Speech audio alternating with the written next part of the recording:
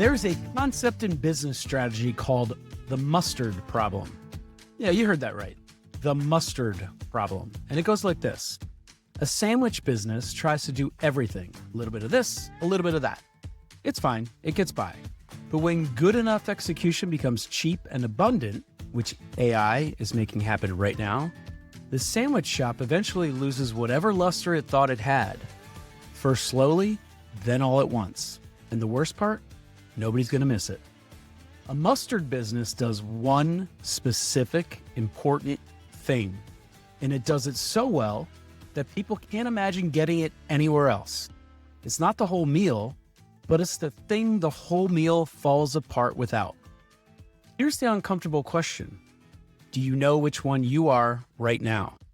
And if you're honest about the answer, do you have the guts to actually commit to it? I'm Joe Downs. With me is Peter Swain. We're just a couple of successful idiots using AI to simplify our lives and optimize our businesses. And if you want a piece of this, lean hard into today's episode. Okay, Peter. Here we go. I'm still struggling with this one. True or false?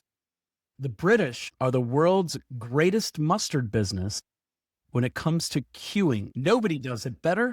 Nobody's even close. And the product is standing still. And getting into, we are the category king by a long way. By a long way. There is no one that queues as well as we do. We're insanely good at it. I can't argue. I couldn't resist that one because you were actually mentioning that a few weeks ago. And before we get into today's episode, I have an honest question here. Do the Brits do mustard? No. Is this a stupid? Because the commercial, when I was a kid, we had the Grey Poupon commercials, and they would lead you to believe that it was like this British, this royal thing. The guy pulls up in his Rolls Royce and Grey Poupon, that type of thing. You probably didn't see those commercials. We do. But here's like a horrible confession. I should never say this. I'm going to say it. I'm going to get like cancelled over this. I actually really like American mustard, which over here is like a carnal sin. Because your mustard is like vinegar. Okay. So you do have mustard. Yeah. Well, we have because obviously we're quite close to France. You can drive from where I live to France quicker than you can drive across Texas. That makes sense. So we have a lot of trade. More French. Yeah, I don't know why I was thinking British. Probably French. Yeah. Poupon. I was right there in the name. Yeah. All right. Curious. I was just curious as I was preparing this. All right, Peter, today we're going to find out what makes you irreplaceable in the age of AI. And then love it. We're going to talk about what it actually takes to go all in on that thing, even when it looks like the wrong move to everyone else and even maybe yourself. So here's the setup. Here's how I came up with this today. So Caitlin Burgoyne, and I said that correctly because it's spelled exactly like the last name of the original Philly fanatic. Congratulations. Who was a St. Joe's prep grad where I went. Yeah, 1 in 10 is a great success rate, Joe. Caitlin Burgoyne calls herself a customer whisperer. And I don't use that term lightly because she's one of the sharpest observers of how businesses actually work that I've come across. I follow her on LinkedIn, and she's always putting out some great stuff. And this week, she posted something that I think is going to land differently for every person listening, depending on where you are in your business. Peter, she introduced this concept of the mustard business versus the sandwich business. And I should say she credits this idea to Bob Mesta, who's the co-creator of Jobs to be Done theory. So much respect to Bob for being the inspiration. But Caitlin applied it to the AI era in a way that hits differently. So thank you, Caitlin and Bob. A mustard business does one specific important thing really well, and it's hard to imagine life without it. That's the point, right? A sandwich business tries to do everything, and her point is that AI is about to destroy the sloppy sandwich shops. Because when good enough execution is cheap and abundant, which, again, as I said in the opener, AI is making true right now, the only way to win is to be the one thing people genuinely can't replace. So here's the honest question that we all have to ask ourselves, and I want you to help people with is, are you a mustard business or are you a sandwich shop? And if you're a sandwich shop, and I suspect a lot of us are, how do you use AI to figure out what your mustard actually is, Peter? Because we all start, even if you are a sandwich shop today, you started with a mustard, right? And you just eventually grew to meet the needs of customers or to do more business or grow, whatever. But a lot of us have lost our way. So how do we get back to our core mustard, that American mustard that you love so much? I do love it. And ironically, it's called French's, which just makes it even worse. As a Brit, I'm using an American brand that's You're called a a French French's brand. guy. Okay. French's is good mustard. So, like, let's do the non-AI bit first, and then let's back into how AI can help the process. So I ask myself and my team all the time, what is it that we do? What is it that we have to do what we want to do? What is it we have to do to do what we want to do? Okay. And let's separate those into two buckets. Because then what we can do is give the stuff we have to do as minimal energy as possible and as minimal resource as possible, so that we can give as much as possible to what we want to do. So let's take my business. We realized a long time ago that that our reason to be, this is the other way that we call it, what is our reason to be? Like, why do we get to exist in this world? Is that we have to give people permission to fail. It's actually our most important job that we do, as ironic as it sounds, is to give them permission to fail. Because if anyone that's listening to the podcast, anyone in my community, anyone that we talk to, if they pick up AI and they just try, they are going to get results. You know this, like it's inevitable, because it's wicked smart and it will work out what you meant and it will find a way to help you get it done. But so many people have so many preconceptions and so many stories in their head that they don't even pick it up and try and work it out, which is why I was so pleased and honored to do this with you, because that's the mission that we kind of speak into consistently. So what we want to do as a business is provide safe spaces where people have permission to fail.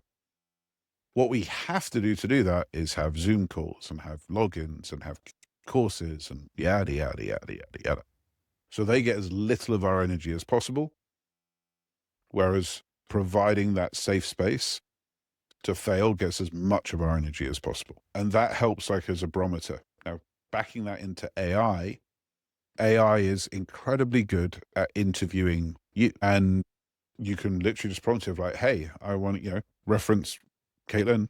This is the concept, mustard versus sandwich. It will go, got it, I understand. And then I would say, ask me 20 questions. Help me go through this myself. Now, I would offer people another little piece of advice inside this. If you think you've got it and you don't think you've been punched in the gut, you don't have it. So you can come up with surface level, intellectually correct answers, and they'll be like, yeah, that sounds good. But when you know you've got it is when you're like, oh, that, I feel that. Like that sits with me. Like when I said the sentence to the team, like just off the cuff of, our actual job is to give people permission to fail. It was like, oh, I actually, like that's chills down my back of that. That's correct. That's right. That feels right. This isn't an intellectual exercise as much as it's an emotional exercise. Now, if I can just add one more thing on, which is kind of weird. The reason you go from being a mustard shop to being a sandwich shop, historically, in my opinion, is because you don't have enough business as the mustard shop. So you reach the point where I need to hire somebody else, or I need to do this. So now I'm going to add cookies, or now I'm going to add coffee, or because I need to increase my average cart value or my average transaction value. So you might not be thinking that, entrepreneurially, but that's what's happening. So you start adding stuff in order to do it. One of the things that I think is going to happen with AI is people will be running near 90% margin businesses, where excluding physical costs, where you're on a near 100% profit-based business, which means you don't need to reach as many people.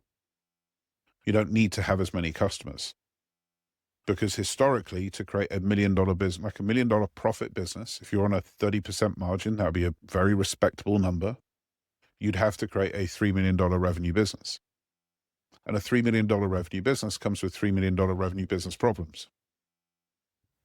Whereas if you want to earn $1 million and you're on a 90% margin, you only got to do 1.2-ish, give or take, which is a whole different set of problems, much easier problems to solve. So I think we're going to have a much higher margin going forwards. I didn't see this going this way, but let's run with it. That's really interesting, and it kind of plays into the concept or the theory that some people are subscribing to. I know you are, and I am as well. Is that there's going to create a whole lot of solopreneurs, and that point I think nails it, because it comes down to quality of life and greed, I guess. But let's just say you're happy as can be making $1 million a year. And to your point, then you only need to do 1.2 million in revenue, not 4 million in revenue, for instance. Or, a lot of businesses have that, a 20, 25, 30% profit margin. You're talking about 90, 80, 90. So therefore, Which sounds ridiculous. But right. Therefore, it's not that correct. Self-storage is around I don't 60, think it is ridiculous, but it sounds ridiculous and hyperbolic when people hear it. But that means if my business goes that route, right? Whatever I am, I'm making something up here. My business goes that route. I now need a quarter of the customers that I used to need. Which means 3/4 of my old customer base is now out there, ready for someone else to market to acquire as a client. That's actually really interesting. So in a way, it's opening up the marketplace, but it can't be a zero-sum game. I don't know if we want to go down this road, but that's just really fascinating. I mean, that's all the more reason to lean into AI right now. Yeah, the reason to go down this rabbit hole a bit is, what's the phrase of like, if you do what you love, you'll never work a day in your life, or whatever that phrase is. And that's what I was just saying. There's even more reason, and I'll let you go back to actually hone in on your mustard. Like we just had this situation a couple of weeks ago. We had somebody in our mastermind, a young lady, she's in her 20s, and we're having a conversation with her, and she came and I had a call with her, and she called me to say, I'm pregnant. I'm like, wow, congratulations. Why are we having this conversation? It was a bit weird. So I'm keeping the baby. I'm like, I know I didn't do this. But I am getting a bit worried here. And her point was that she's decided to keep the child because of what she's learned from us in AI. And I was like, this could be one of the coolest phone calls I've had in 3 years. The idea that she didn't have to choose between her life and her business is an insane thing for me to have been part of bringing into the world. But that's what I love. I love the idea of somebody being able to look at their whole life and go, this is what I want. I want to be able to travel. I want to be able to take my kids to see the Grand Canyon. I want to take time off on spring break and go and see Yosemite. Whatever it might be. I just want to sit and do Legos, and be able to earn the money that they need to support the life that they want. Because if AI can say, yeah, I can do the sales for you, and another AI platform can do the marketing for you, and another one can do the legal, another one can do the finance, you get back to this point where it's almost like the Medicis and the Florence era, where Michelangelo is just paid to create art by benefactors. And I think that sounds like a bit of a better world than the world we live in, because right now, the best marketeer wins. Like, I think you've heard me talk about this before. Budweiser has not once appeared in the top 50 beers in the world. And yet Budweiser is one of the most valuable beer companies in the world. I would rather the craft beer win than Budweiser. And I think everybody would. I think everybody would rather the best product win. I'd rather my kids grow up in a world where North Face isn't the de facto standard, because North Face happen to be really good at marketing. I would rather it be Patagonia or whoever it is that's actually created the better product. And people are like, well, how does that work? I'm like, well, when my AI agent is out there searching for my thing, so I say I need a new coat because I'm going to go and climb this hill, because my walking up a hill does look a bit like climbing, unfortunately. And it goes, got it. And it goes and finds this one brand from this guy in Baltimore that produces 10 a year, and they cost a ton of money because that's all he does, and he is like the best at that. That's the jacket I want to buy. What do I do at the moment? I go to the mall and I buy a North Face. Yeah. That's what I think can change. And that sounds like a pretty cool future, not just for us as a species, but also for us as individuals. Yeah. So I There's think so this much different. exercise is so important. Yeah, no, totally. Well, speaking of the exercise, so give our listener a prompt. What's run a business? I'm a sandwich shop. What's my prompt? How do I get back to my core mustard? And what's the second order of business from there? Yeah. So I would, first of all, I would point it at the original research and say, And hey, I before, want to run. sorry, before let me cut you off. Does it matter? You know, we got different users of different tools. So ChatGPT, Claude, Manus, Grok. I would, Does it matter? whenever we're doing something important, I'd always rather go to Manus first to get like a knowledge, a corpus versus just like 3 lines of response. But it would work either way. But let's do it in Manus. Hey, I need you to get me a comprehensive report and an understanding of the mustard versus the sandwich shop theory according to X and Y. Find parallel theories, find supporting evidence, write-ups, etc., and give me a 10-page document that explains this concept thoroughly and how it's important, how it applies. Wait 3 minutes, grab a coffee, come back, we got the thing. So I'm doing research on my business first through Manus. No, you're And researching the theory, the framework. the theory, the framework. Okay. And this is a good, better, best, Manus being best, but ChatGPT would be good. Right. ChatGPT or Claude would both give you a passable thing to work with. Okay. But Manus But would if be we're the best looking at, for this part. yeah, if we're looking at the end result of this in like 6 points time being, we might start canceling revenue streams and we might start losing money as we hone in on our core to build up our core. I'd rather you get it right. So I'd rather you Yes. spend Let's $10 invest on Manus. a couple dollars in Manus and get it right. Got it. Yeah. Okay. This is an interesting aside, by the way. I said this to someone the other day. If you can't justify the cost of like Claude Max at $200, for example, it's not a problem with the cost of Claude. It's a problem with your business model.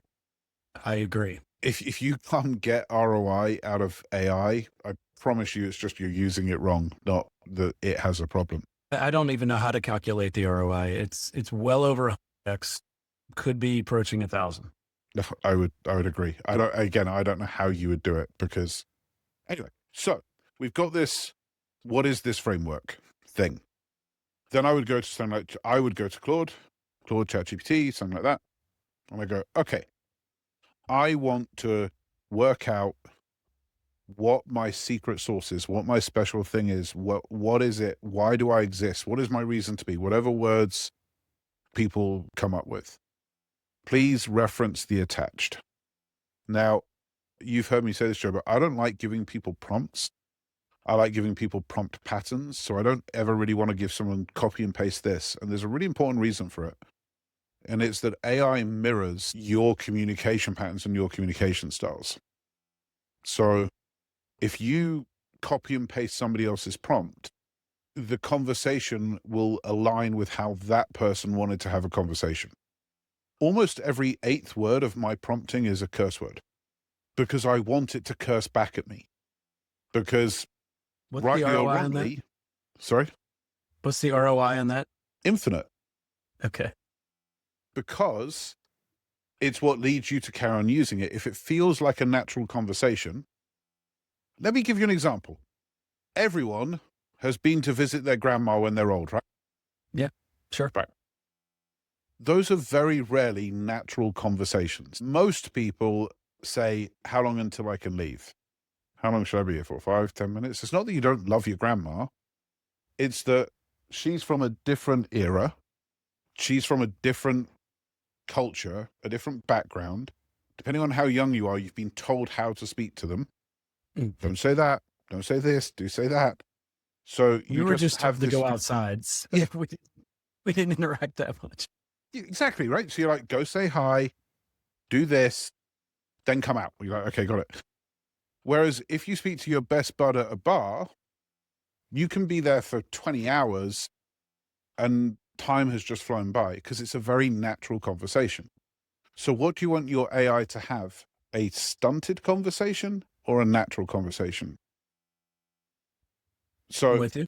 I'd put in the Plus, Manus it report. makes it more real if it's cursing at you too. If like you, For me, it does. For other yeah. people, it would be What are you, inappropriate. an For me, idiot? it's What are you, a moron? Yeah. yeah, It adds context. I agree. Okay. yeah. So I want to have that, because if you're going to sit down and have a half hour, 1 hour conversation around this subject, I don't want it to feel like hard work. I want it to feel like fun. So it's going to then start asking you questions, and it's going to dive deeper, and it's going to dive deeper, and it's going to start giving you feedback. Now, the next thing people need to know is that AI doesn't have an ego. You can't hurt its feelings.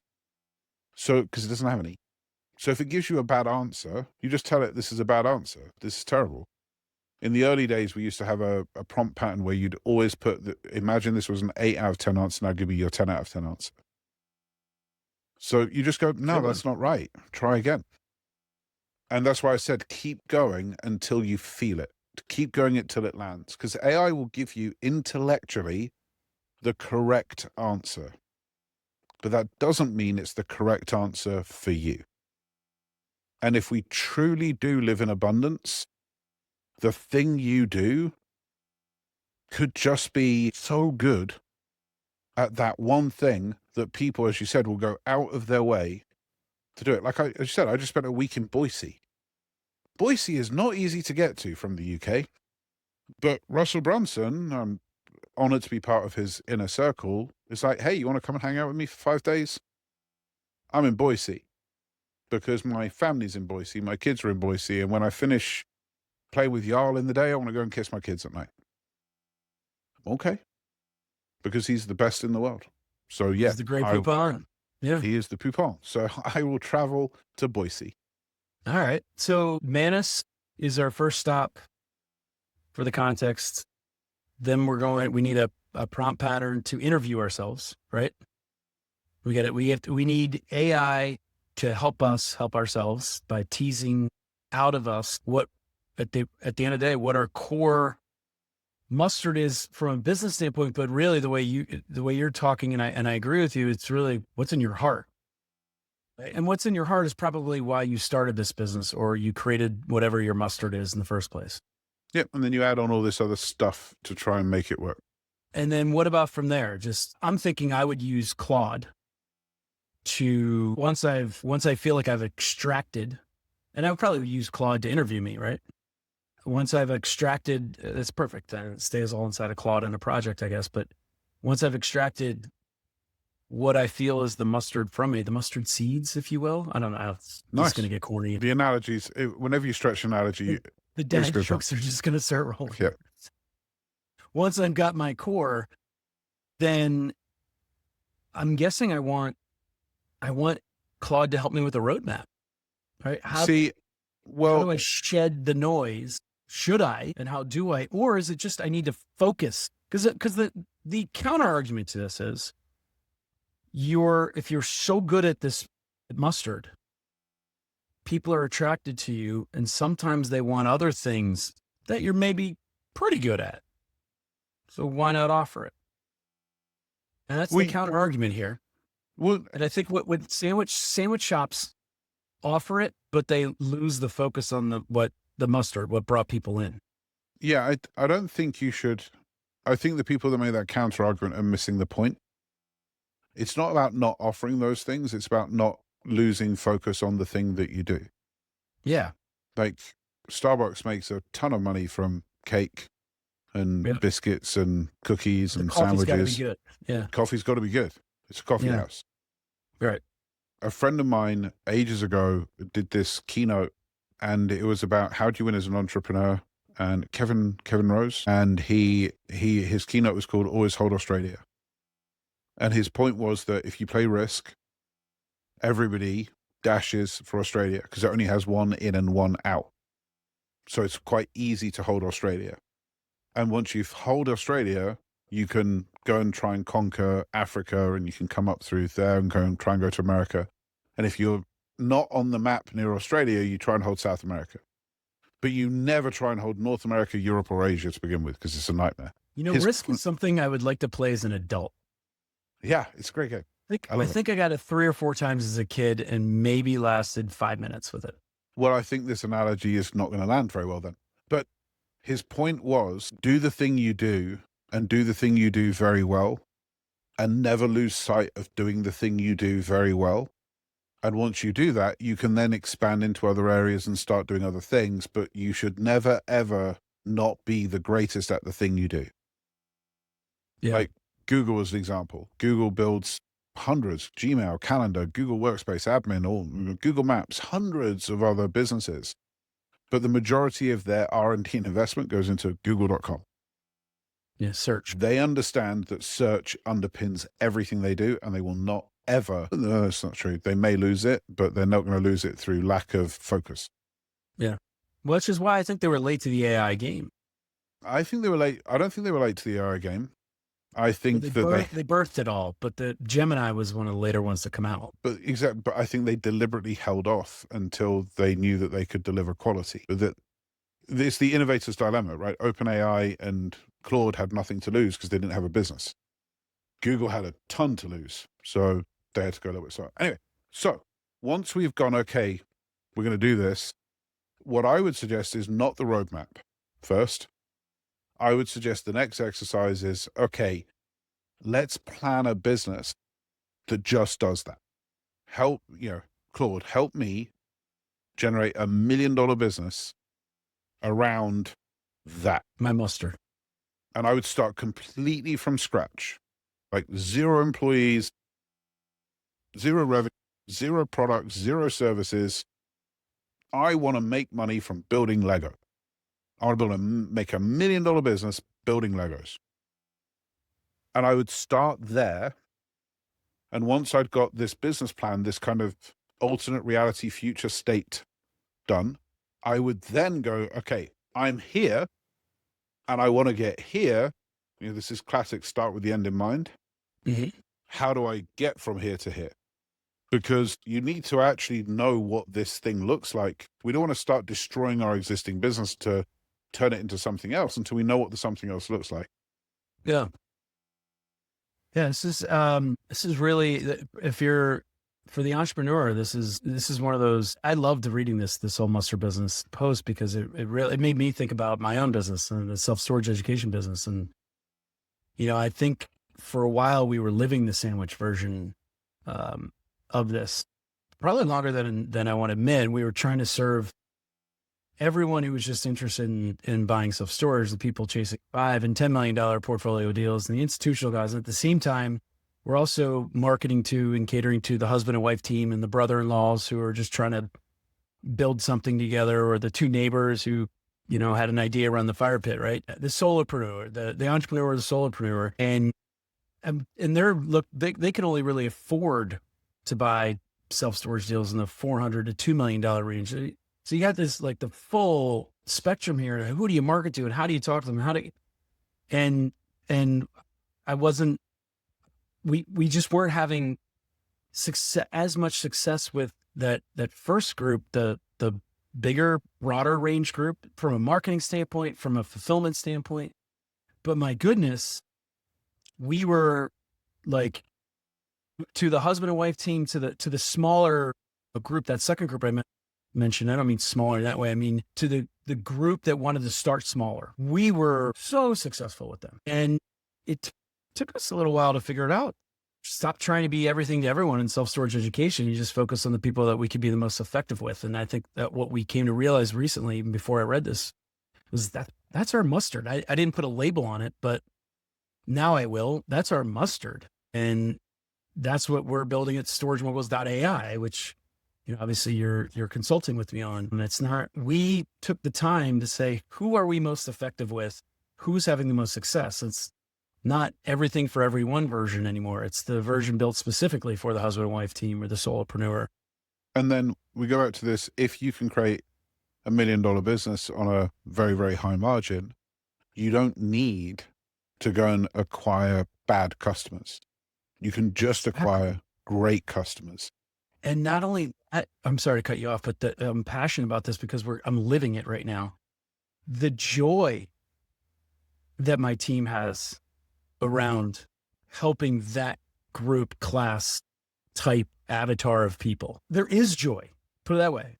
100%. There wasn't really joy with the No, other group. it's like I don't work with enterprise because I don't enjoy it. I don't like playing politics. I'm not particularly good at it. I do curse. Doing that in a boardroom doesn't really help you very much. I refuse to create in-depth proposals for the sake of creating in-depth proposals. I have disdain for enterprise. I have love for entrepreneurs. It speaks to me to help entrepreneurs, especially solopreneur millionaires. That's what I want to do. Because I will wake up early, go to bed late, cancel stuff, because that isn't work for me. That's a calling. And I wish that for everybody, that they could find their calling. Russell Brunson has a great test for this, by the way, Joe, which is if you had the opportunity to have dinner with 100 of your customers, would you find that exciting? Or would you find that like, do I really have to? And he's like, you should make it so your customers are people you want to hang out with, that you have to create boundaries to give yourself space. But your natural instinct is like, yeah, I want to hang out with you. I want to watch sports with you. I want to drink with you. I want to eat with you, because you get their problems. You understand who they are. You want to help. You want to serve. You want to be part of the conversation. And that comes back to just having 15 types of pastrami if you're in New York deli, because you happen to just be great at pastrami. And if you want chicken, sorry, you're going to have to go somewhere else because we just sell pastrami. Like, Yeah. that's what that is. And then you can get passionate about pastrami. I don't understand how somebody is passionate about pastrami, but there is somebody that's going to listen to this and goes, yeah, I love pastrami. I don't even know what pastrami is as a Brit, but apparently it's something. And does it pair with mustard? I don't know. Does it pair with mustard? I don't know. I'm not much of a pastrami guy. Do you know, I was once honored again, and like I got invited to this really nice dinner in Monaco, and there was a water sommelier. And this was the most, I was like, this is the most ridiculous thing ever. But he's like, no, that's some serious mustard right there. This water pairs with this water, and this water pairs with this water. But he was actually right. And he was so passionate about water. I was like, hey, this is great. I love this. I want more. I want a water sommelier everywhere I go. How does that happen? I'm afraid to ask any follow-up questions because we'll be here. We'll do it in a green room later on. Tell me this. I mentioned you're helping us build our entire education framework on storagemodels.ai. If I'm an entrepreneur, especially after you just said how passionate you are about helping the solopreneur entrepreneur, if I am looking for you to help me, or I think you have an audit that you do, or what, how do I reach you if I'm interested and thank you. What are the type of things I can expect from you? I'd say go to www.peterswain.com. There's links to all of our programs and courses. We have some free giveaways there. My book's there. The audit's there. So www.peterswain.com. And the AI audit is a fantastic starting point. What you can expect from me and my team is definitely some cursing. Definitely somebody that spends their time trying to understand AI so that you don't have to understand all of it. And just a relentless focus on how do we help you win in the space of AI. That's it. And I can attest to all of that, including the cursing. Thank you very much. I have firsthand knowledge of all of this. But seriously, let's talk about the cursing for a second. Because there was a time when I tried not to do it because people told me I'd be more successful and da-da-da-da-da. But it's quite unnatural for me. So I found myself not enjoying myself as much. Bollocks. Which means I didn't pour in the same energy that I was pouring in. So it's part of the DNA of who I am. I think we spend a lot of time, and this is why I love this exercise so much, we spend a lot of time trying to understand our customers. We spend very little time trying to understand ourselves. And I think as an entrepreneur, if you want to work for somebody else, go and get a job, because there's some really good paying. If you're smart enough to be a good entrepreneur, you're smart enough to be an investment banker by a long way.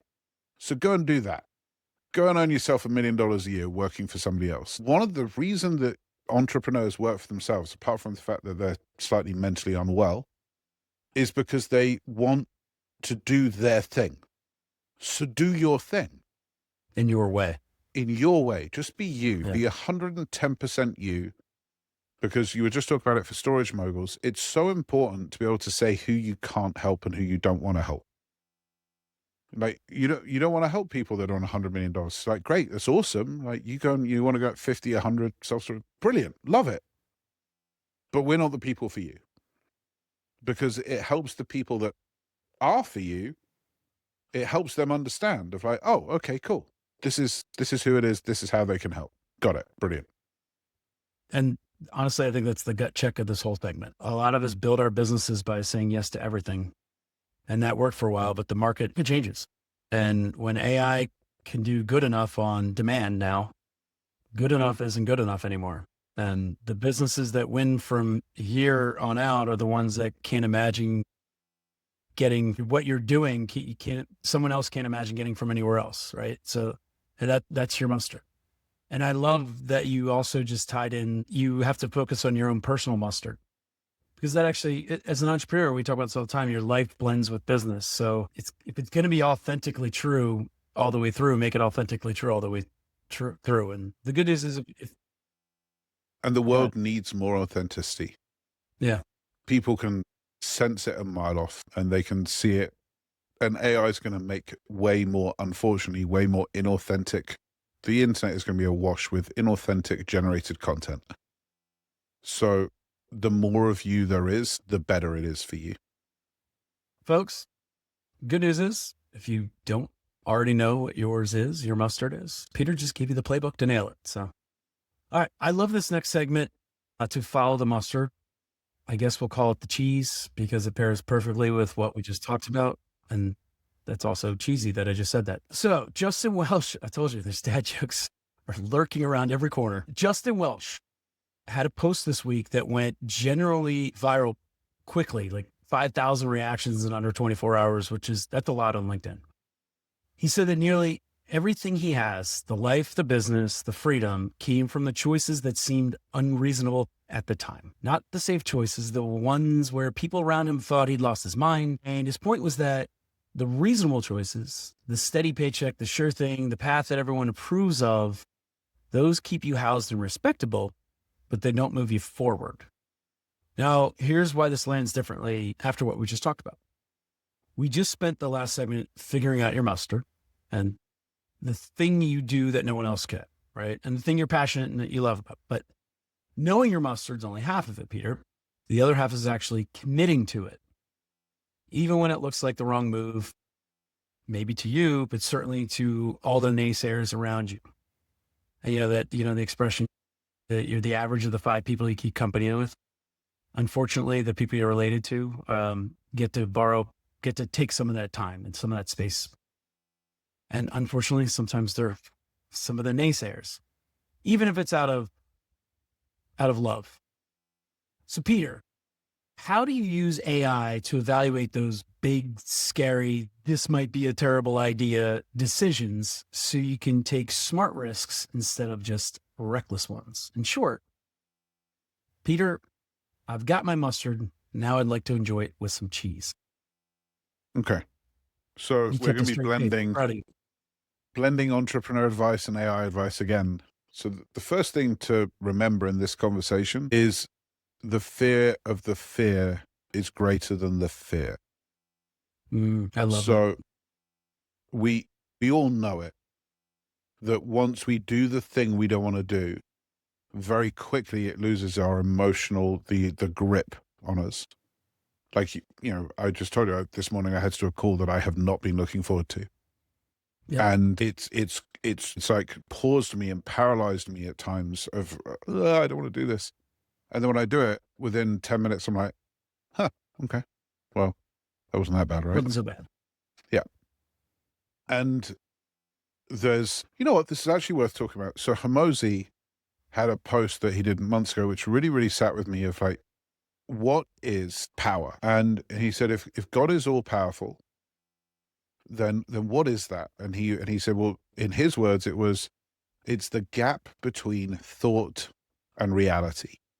He's like, because if God thinks something, and you can replace this with insert blank divine, or however you feel, comfortable with this conversation. If God thinks something, it's real. There's no gap. So what is all powerful? All powerful is the gap between thought and reality. How tight can you get that gap? So if you look at someone like Elon Musk or Jeff Bezos or etc., they can think I want a jet, and they are one phone call away from having a jet. You and I can go, I want a jet, and we're 5 years away from work and saving and hustle and tax codes and from having a jet. It's a very different experience. Only 5. All right. Well, it's 18 million to get a jet, so you need 4 million a year, and in an AI world, you should be able to do that. So yeah, I'd say 5 years. So Put in the order now. put in the order now. So it's the gap between thought and reality. So the quicker you can get from being scared of the thing to doing the thing, the better the results you get. Because I could have done that phone call that I've been sitting on 6 days ago. And it was a 30-minute phone call. And instead of living with this phantom sitting over my head for 6 days, it would be done. I'd have had 6 days back. And some people get so scared of something, they don't even pick it up, which is really quite saddening. When you speak to a friend that's been talking about divorcing their partner for 10 years, and like, man, just do it. Like, if that's the right thing to do, I wouldn't wish that on somebody, but just do it. Get on with your life. Heal. And you're not going to heal whilst you're going through pain, but they won't actually commit to the action that actually gets them to the other side of the thing. So one of the ways I do this, Joe, is I tell the AI to, I can't use the exact words because we're not cursing here too much, but I tell it to make sure that I'm not a blank. I'll give it a different version. My AI and its custom instructions is told that every so often I can default into acting like a little bitch, and it should stop me from being a little bitch. Like, hold me accountable to the goals I've given you. So it knows my goals. It knows what I'm trying to achieve in the world, and it will hold me accountable. It will go, this is not what you said. You said you wanted X, and now you're doing Y, and Y does not get you X. So is there new goals that I need to be aware of, Pete, or is this still the North Star? Well, let's take the example of. to- Let's take the example of I've just gone through the exercise of I'm a sandwich shop, but I started with mustard. I still have mustard. It's still intact. I've just been neglecting it or not monetizing it the way I should. But I've got all these other revenue streams. I don't even know what kind of business we're talking about, but it could be any business. Okay, well, let's actually do something. Let's say we're a sandwich shop and we added a jacket potato oven, right? Let's just do that. So now we're like sandwiches and jacket potatoes. Let's actually try and actually have a real conversation here. Like, you were really good at sandwiches. Baked potatoes. Baked potatoes. We call them jackets. Jacket, like they're in a jacket. I don't know. Baked. Well, you guys invented the word broiled. I still don't know what that means. So a baked potato, okay? So you're a sandwich shop and you bought one of those little ovens with like the rotisserie things that bakes potatoes. And you realize that you spent so much time trying to work out that you've got the baked potato recipes and and now there's 2 lines in the shop. The sandwiches haven't been getting the attention they used to get because potentially you went and did the baked potatoes and you let the junior do the sandwiches. This is a great analogy. Yeah. So what do we do with that? Well, I would ask the AI to give me 5 ways that I could reverse that trend. Like, number 1, put the junior on the baked potatoes. That'd be number 1. All the way through to number 5, stop selling baked potatoes. And model out each scenario, or? Yeah. Like, what is the worst case scenario? Because often the worst case scenario is nowhere near as bad as you think it could be. Nowhere near as bad. Almost never is it as bad as you think it could be. One of the, I don't remember if this was in the post or something I read recently, but one of the interesting concepts I've heard of recently, and I think only because of AI, is, something goes bad, something goes wrong, we do a post-mortem. What happened? How do we fix this so it doesn't happen again? Walk us through the pre-mortem. So the pre-mortem I first ran into it about 20 years ago and absolutely love it. So a pre-mortem is you put your team in a room. You can obviously now do this with AI and say, okay, we're going to pretend that it failed. So let's pretend that we ran a 3-day event and nobody came. We made no money. In fact, we lost money. We're supposed to make $500,000 and instead we lost 100,000. What are the most likely scenarios that could have led to that? The reason this is so powerful is because it's intellectual, not emotional. Because doing a postmortem is emotional. Like, if you just planned to make $500,000 an event, you just lost $100,000, there's going to be a whole heap of emotion on that. There's going to be shouting and screaming and blaming and anger and you did this, and no, I didn't, and F you, you did, and da-da-da-da-da. The truth is going to hide underneath this emotion. Whereas doing a pre-mortem, like, okay, Joe, we just lost $100,000. And then literally try and make it a little bit real. Like, oh, okay, yeah, that sucks. So what could have happened that would have led us to lose $100,000 instead of make $500,000? Okay, well, number one is no one showed up. That would cause that. And then you look back through your plan. Well, have we accommodated for that risk? Have we done everything we can do within reasonable expectations? Have we done everything we can do to make sure they do show up? Yes or no? Yeah, we have. Okay, cool. All right, what's next? Well, they didn't buy the back of the room offer. Okay. Have we done everything we can to make sure that they do buy the back of the room offer? Yes or no? So you go through there's normally no more than 3 to 5. Normally it's 3. Like, what would be the critical things that would have to go wrong in order to create this outcome? And normally if you do it, you'll find 1 or 2 that you haven't fully risk reduced. Almost always. Yeah. You'll find, well, we could do a bit more here. We could do a bit more here. We could do a bit more here. So in an AI world, this is really simple. Of like, I need to do a pre-mortem. We're about to do X. My expectation of results is Y. Walk me through a pre-mortem exercise in order to find the 2 or 3 things I need to pay more attention to right now. So it's really that simple. I love this for 2 reasons. On the one hand, you said team. So if you have a team, let's go that example. Not only did you back check every possible failure, right? Every safety net is in place, but you got your team to buy in. And now in this example, you're at an event, right? Everyone on your team is looking for those scenarios that you played out in advance that are the reasons this event would fail. Their eyes are open to them. They're not blind to them. I didn't notice that was happening, like in a postmortem. Now in a pre-mortem or during the event, because you did a pre-mortem, now everyone's eyes are, oh, these are the big 3 or these are the big 5. We got to make sure these go perfectly so we don't fail. So let me give you an example. I'm about to speak at an event at the end of April. And we were talking about, as a team, we did a pre-mortem, right? We were talking about how do we get the close rates at this event that we're seeking. And one of the pre-mortem discoveries was, if I don't have enough time to talk to people one-on-one, then we can't close the business we need. To which somebody in my team said, well, can't Phil, our director of sales, can't Phil come with you to the event? I'm like, oh my God. Like, and this why did we're we talking think events. of that? Like, why did that not ever come into our psyche? Well, the answer is because we've always done it that way. Yeah. But this could be true. You're talking events, and that's because it's true for everything in that space.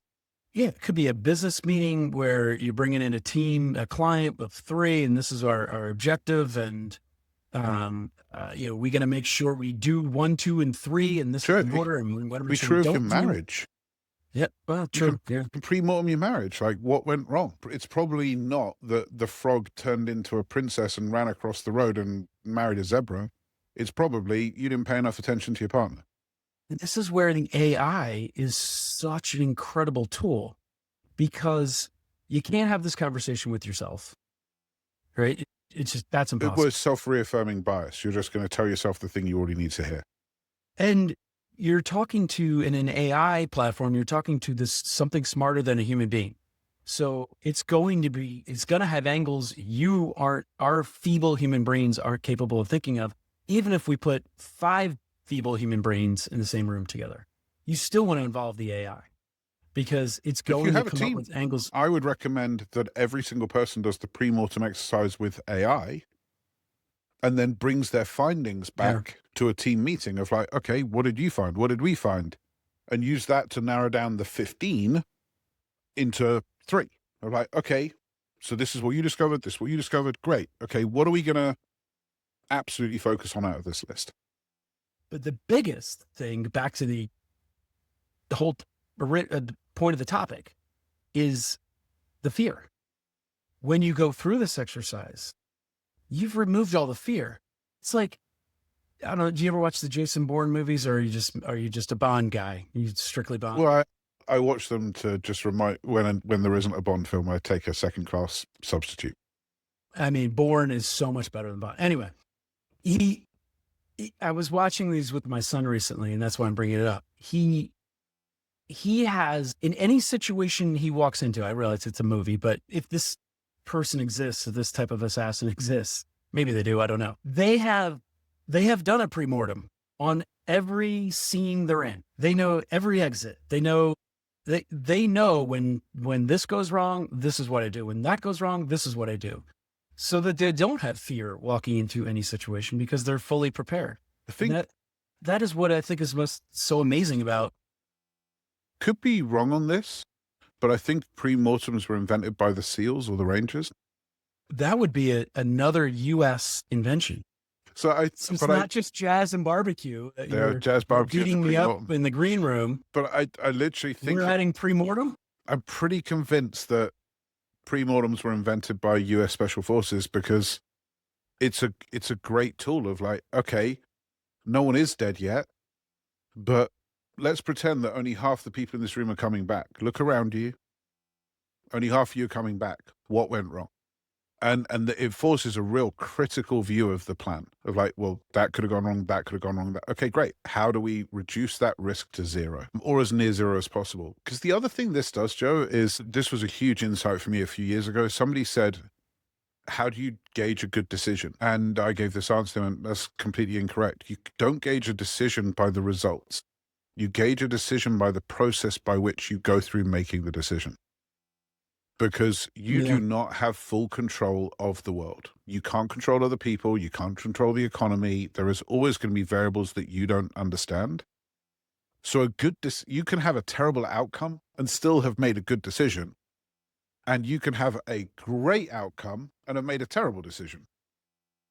One of the things I've found inside this is it allows me to move through the emotion of it quicker if I know I did the work.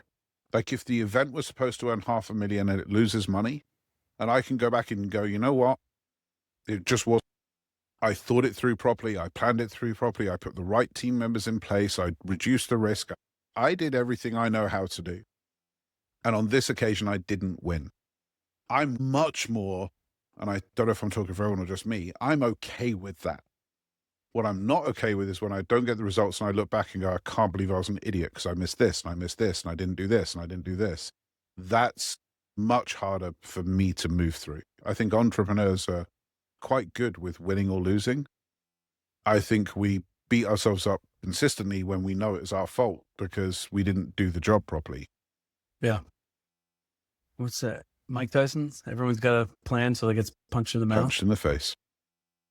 You gotta have multiple plans. You have to have the plan for when you get punched in the face. I loved this because it does remove the fear and just gives you the confidence. And we've all had to face these types of choices in life. Back to the original part here, which was, are you making an uncomfortable choice once you learn what your mustard is? And we didn't get to touch on this, but I want to plant this. Maybe we'll cover it in another one. Is sometimes the safe choice that everyone's telling you is the safe choice, the paycheck and whatever, they're not always the safest. They just seem like the most reasonable in the moment. But they're never, ever as safe as they feel. But a lot of times I think because the risk is just less visible. Well, it's kind of like taking a CD with Bank of America at 4.2%. Feels like a good idea until you realize that inflation is at 3.4%. Right. You're essentially losing money every year. It's just so slow that you'll never see it happen. Yep. Great analogy. Yeah, it is a real tough one, but I just hope, I really hope for everybody listening to this that they can find the courage, and AI can help them with that, and find the courage to lean in. Because it's a little bit more philosophical. The only thing I hope for everybody is that they get to say they did it their way. I don't necessarily hope that people win. I don't hope that people lose, because who am I to judge what winning and losing is for them?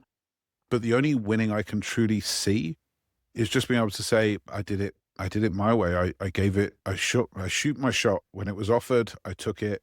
Maybe I succeeded, maybe I failed, but I'm really proud of the person I was and how I showed up and how I did it. We've turned down multiple offers to do prompt packs for influencers on Instagram. Multiple millions of dollars I've said no to, because I'm like, I don't want to do it. I don't agree in it. I don't believe in it. I don't think it's helpful. I refuse to just take $97 from somebody to give them a bunch of crap that isn't useful. But millions of dollars. And we'd be more financially successful if we'd said yes. But I wouldn't feel fulfilled. I wouldn't feel happy. I wouldn't feel complete. And I love what I do, and my team loves what they do. I wish that for everybody. Just if you can wake up loving what you do, it's a pretty cool life. And I totally agree with you. But I think with AI, you can become incredibly successful doing what you do. It can make the unreasonable choice more visible on both sides, right? The downside, the numbers, the real obstacles. It quantifies it for you. It takes the unknown and at least makes it known. And I think it helps you make, or at least shed some light on just how much of a risk is this choice versus the safe choice. Right? It doesn't make the leap for you, but it does mean you're not jumping blind. And that's what I love. I've got a slightly different language for this. I don't think there's such a thing as risk. I think there's just a thing as how much you're going to have to sacrifice. That's a whole nother episode. Folks, we always appreciate it when you share our podcasts with others, especially the ones you're trying to get to stop Googling and start AIing.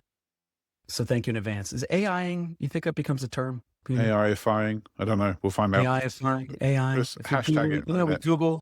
Yeah. And if you're curious about our businesses, again, you can check them out at storagemoguls.ai and peterswaininc.com. Peterswaininc.com, I believe I got that right. Peterswain.com. Just peterswain.com. Peterswain.com. I apologize. Storagemoguls.ai, peterswain.com. Folks, keep those emails coming, especially the Dear Idiots questions at idiots@successfulidiots.com. For Peter Swain, I'm Joe Downs. We are your successful idiots. Thanks for listening. We'll see you next week.